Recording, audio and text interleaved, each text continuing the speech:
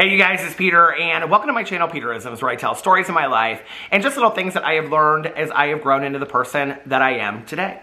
And we are getting ready to go to Florida, so I thought I would jump on here and do a meditation video before I leave, because I don't know when the next time, we're only going to be gone for a couple days, but I didn't know when the next time that I was going to have a chance to film a meditation video. So I may do one while we're down there. If the weather isn't great and we're just kind of hanging around the hotel room, I may jump on and do a Peterisms video. But if not, I will be back very shortly. But I wanted to do a meditation video over here really quick before I started packing and went to go vlog for the night. So let's get on here and let's start. I just brought the Melody Beatty books with me today. So let's start with the language of letting go. It is February 9th today. Let's see what the book has to say to us. Letting Go in Love, which is so funny because this book is called The Language of Letting Go. February 9th. This is a quote from Codependent No More.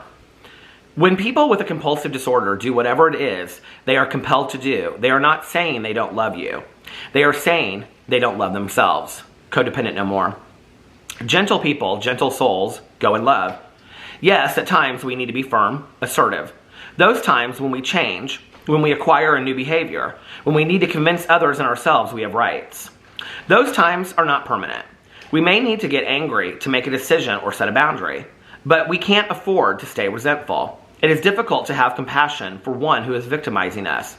But once we've removed ourselves as victims, we can find compassion.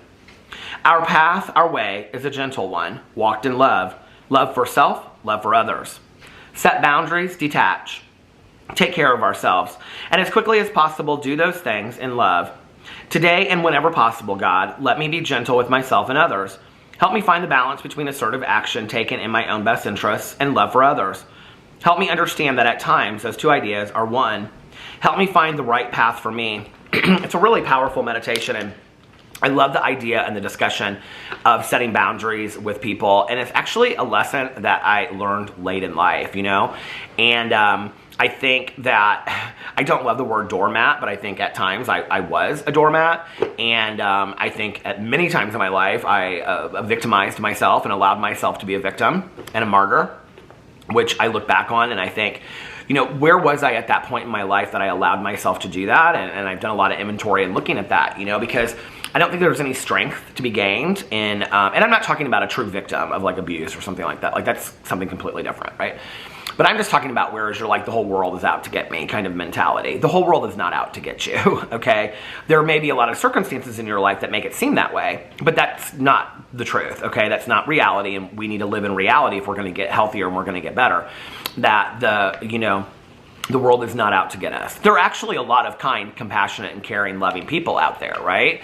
Maybe we haven't met a lot of them, but they're out there, I think it's like, I say this to many of my friends, they get in like one bad relationship after another, and they're like, oh, men suck. And I'm like, no, men don't suck. You have a bad picker is what it is, okay?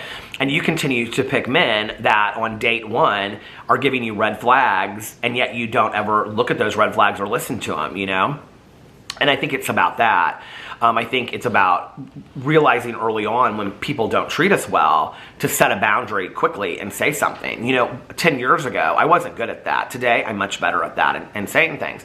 I think the other thing is that whenever we talk about setting boundaries and limits with people, I think we think that comes from a place of anger. It's like, I'm so frustrated, I'm so angry at this person, they're so negative, they're so hostile, they're so, just like lacking gratitude in their life that like, I just, it's like if I was ever to say anything to them, it would come from a point of anger.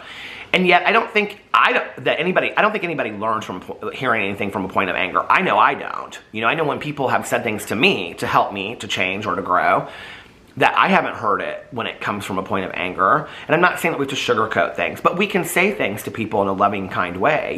We can say, I'm setting this boundary, or I've set this boundary because I love you and I care about you, but I can't continue to have this in my life. Like, I'm trying to remove negativity from my life, and I'm sorry, but you're somebody that just focuses a lot on the negative, and allow that person the opportunity to see the truth, right? And then what they do with that is theirs, And I'm glad that people gave me an opportunity to continue to change, because there was much of my life that I was very, very negative.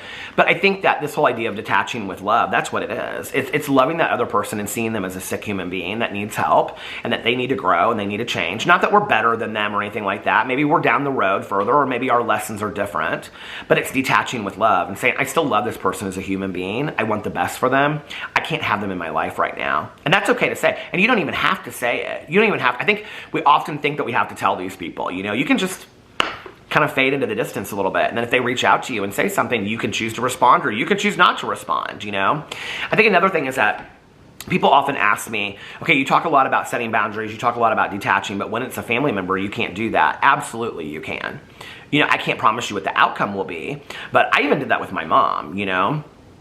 I've told this story many times over here, but in this very living room right here, my mom years ago was complaining about, I was in the middle of getting my master's degree, and I was in the middle of like a relationship, and I was living with my best friend and my boyfriend at the time, and I was working full time, and I was busy with school, and I had an internship, and I was trying to stop by my mom's house like 2 times a week and see her.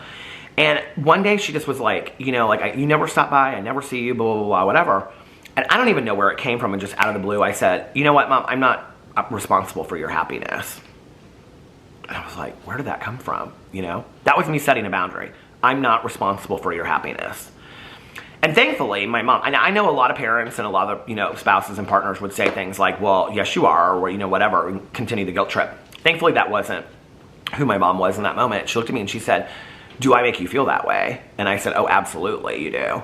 And she said, well, I don't want to make you feel like you're responsible for my happiness. And our relationship started to change after that, you know? I didn't feel like I had to come over here all the time. I wanted to come over here. And so when I came over here, I wanted to come over here, you know? And I think it's important to realize that you can set healthy boundaries for yourself. You know, you got to take care of yourself. If you're not taking care of yourself first, then, I mean, who are you? You can't take care of somebody else if you can't take care of yourself first.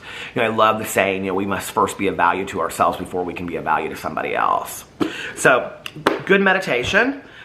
Work on setting healthy boundaries and limits, and maybe you don't have any to set in your life right now, but maybe you will learn, you know. I think it also goes into play with, I was going to read another meditation, but I'm just going to finish up with this. I think it also goes into play with working, you know.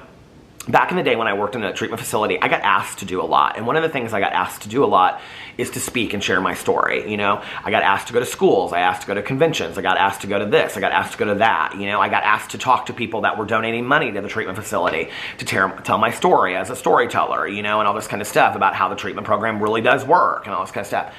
I got asked to tell my story a lot. And I was never compensated for that.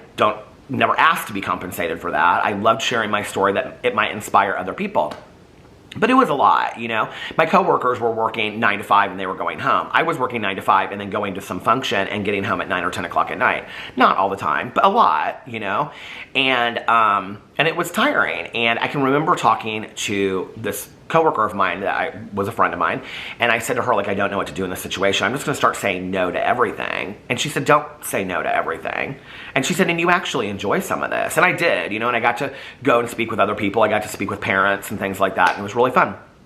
And the feedback that I got were people reaching out to me and saying, hey, like, you sharing this, like, really helped or whatever. Like, that was the payoff for me, right?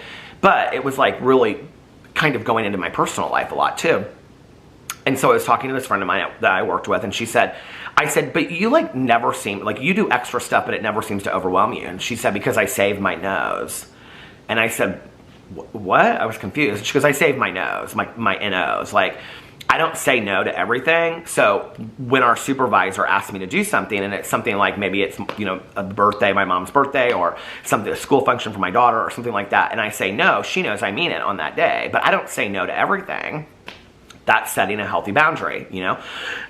That's saying, yes, I will do the things you're asking me to do, but I'm not going to do all of them, because then you become the person that gets asked for everything, right? And I definitely felt that. And then you get overwhelmed, and then you're complaining about the job, then you don't want to work there anymore, and yada, yada, yada. And I think we've all been there to some degree, right? And it's about setting healthy limits and boundaries and saying, this is what I need from this relationship, this is what I need from this environment, you know? And that's with friendships as well, you know, and I mean, I know with, like, just a small boundary with, like, my best friend, like, unless I absolutely need her, I don't call her past, like, 1 o'clock in the morning, because I know that she and her husband are asleep, and that's disrespectful. And if I call her or I text her at that, you know, late at night, it's because I really need something from her. And I don't even know the last time that I did that. So if she sees my number come up, she's going to be like, okay, something's going on with Peter. I need it, you know? That's also setting healthy limits and boundaries.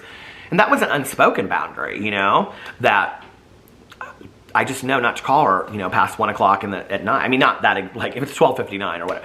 You know what I'm saying? I just know not to call her super late because they're asleep and that's, you know, their private time and things like that. And, you know, then she is there for me on the moments that I need her. And I think life is really about setting healthy limits and boundaries and maneuvering and, you know, working through all of that in life so that we get the respect that we deserve to get from people, you know? So, anyway, let me know what you think about that in the comment section below. I love you guys, and I'll see you in my next video. Bye.